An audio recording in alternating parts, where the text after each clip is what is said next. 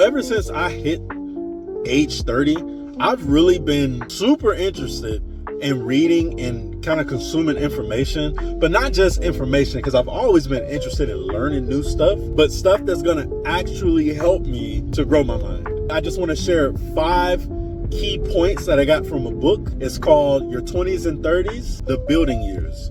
And so again, 5 points that I learned. Now, if you like most people, that the moment they hit their 30s, they just think, what the heck did I do in my 20s? What was I thinking? One of the first points it starts talking about in the book is learning to not really separate your 20s that much from your 30s. That requires a mental shift, because most people are, they get into their 20s and they think that's the time where they can go ahead and make as many mistakes as they want. That's one far to the extreme. But then the other extreme is kind of where I was at. It's like, my life is ruined. I made too many mistakes in my 20s. This book is helping to readjust the thinking.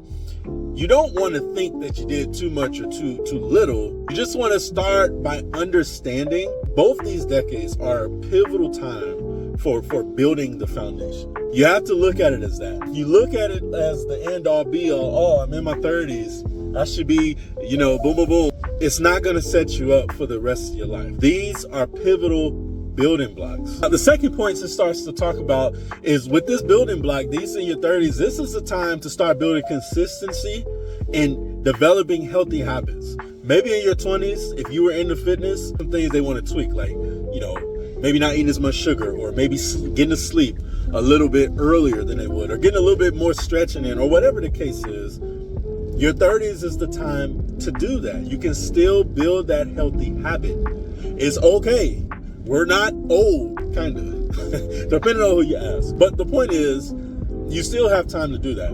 The book beautifully connects building healthy habits to watering those superficial relationships that you might have in your life. Do you have somebody in your life where you feel like, oh, I should keep in touch with them more? Listen, the world is disconnected enough. We are so glued to our phones. I'm sure you're probably watching this video on your phone. And it's just, we're already desensitized to the idea of long-lasting relationships. Like, trust no one, only trust yourself. But this book helps to unclog that thought process. That's not in any way saying you shouldn't be cautious, but it's saying to water those superficial relationships that you might have. Maybe it's, family or friends or somebody, and y'all got disconnected by time or distance or whatever the case is. Can you water those? Can you bring those people into your life and actually nurture those relationships? This is a healthy building block to becoming the person that you want to be, not even just in your 30s, but on forward. Point 3, how many people have ever done everything perfectly with no setbacks? You want to accept the setbacks. Now, I'm not going to lie to you. Out of everything in this book, this was the hardest one for me, because I am such a perfectionist and get everything right. I'm such that mindset. It's hard for me to tweak that. Now, that doesn't mean accept anything less than excellence. No, you still want to strive for that. But you want to understand you have to give yourself room to grow. You have to allow for growth and the ideas that you're learning to actually resonate with yourself. You're not going to get everything right. You're just not. So embrace the mistakes you made in your 20s, even the big ones. Embrace them and understand that is a part of your human identity. That directly impacts why you are the way you are. And the book really goes into that beautifully. And so, look at setbacks as an opportunity to learn going forward.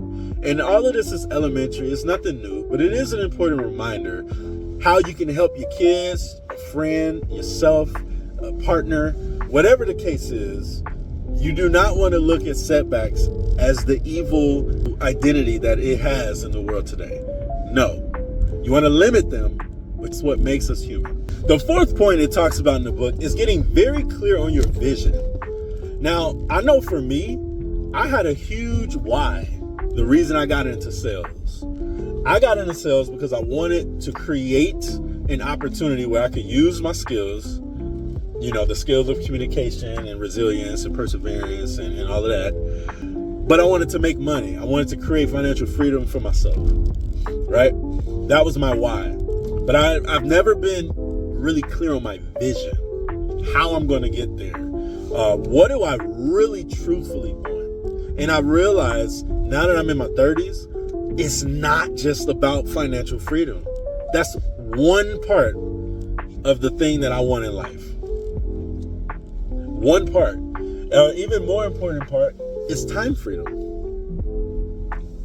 It's time freedom. And again, you have to go through the mental shift. You have to actually go through that shift. And sometimes, some people, it happens in their 20s, but a lot of us, it does happen in our 30s. And this book does a really good job of helping you to understand, if that's the case, it's okay. It is okay. That's all right. It's not a problem. So you embrace it, and you get very, very clear on what your vision is. Write it down. And the more you write it down, the more in tune you'll become with it yourself. It'll become clearer and clearer and clearer. It's similar to when you're trying to find a niche for YouTube. You might have an overall idea, and even myself. That's why I'm documenting all of this footage, because I want to be able to look back and have actionable tips. Like, hey, listen, for anybody who's following me, you saw me do it. I'm not just saying this is how I did it. I'm showing you in real time. Again, sink or swim, y'all gonna witness it. So it is what it is. But my goal and my vision is to create a documentary about the history of human emotions and really go deep into that, the human experience, just in general.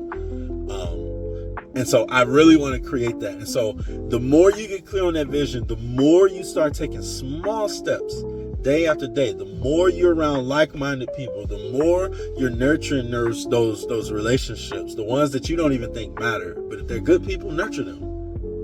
If it's toxic, cut it out. But if it's good, nurture them. Because that's what's going to help you get closer to your goal. And then the fifth step it talks about, and this is one I'm not going to lie to y'all. So I talk a lot about my superpower, the things that I know I'm good at. And I don't envy anybody. But if I did, it would be the person who is great with time management. I'm just not good with it. I know what I'm not good at. I know what I am good at. And I'm not good at time management. I want to be better. This is what the fifth step talks about. And in our 20s, again, not everybody, but a lot of people think that because they weren't good at it in their 20s, they're going to suffer forever in their 30s and 40s and 50s and on, right? No. Again, look at your 30s as a time to build. This is the second part of your 20s. This is not the end all be all. We are not doomed. We have time. It's fine, right? And so it's talking about time management. Get clear. And it's just funny when you think about it, all these things are intertwined. If you're around the right people, you're going to feel better. You're not going to feel as guilty about your past. So you're not going to beat yourself up. You're not going to regret the past as much, right? If you're not regretting the past as much, you can be clear on your vision because you're not distracted by those emotions and everything, right? It's all intertwined. Managing your time, it sets you up, and that's some people's superpower. Write it down. Write it down. When you think about your why, you say, because this is my superpower. I can effectively manage my time. I know I'm going to, whether it's YouTube, fitness, music, writing, your job, whatever it is, being a good husband, being a father, whatever it is, a wife, whatever. Write down time management, because everything you want to commit to requires an allotted amount of time. Something's got to give. And if you got your vision strong enough, and that's how that's intertwined, if it's strong enough, you know you need this much time. Write it down. And so that's just a quick synopsis. Again, I encourage it. It's a really good read. Your 20s and 30s, the building years. In conclusion, it's a practical roadmap. Everything is intertwined. Nurture good friendships.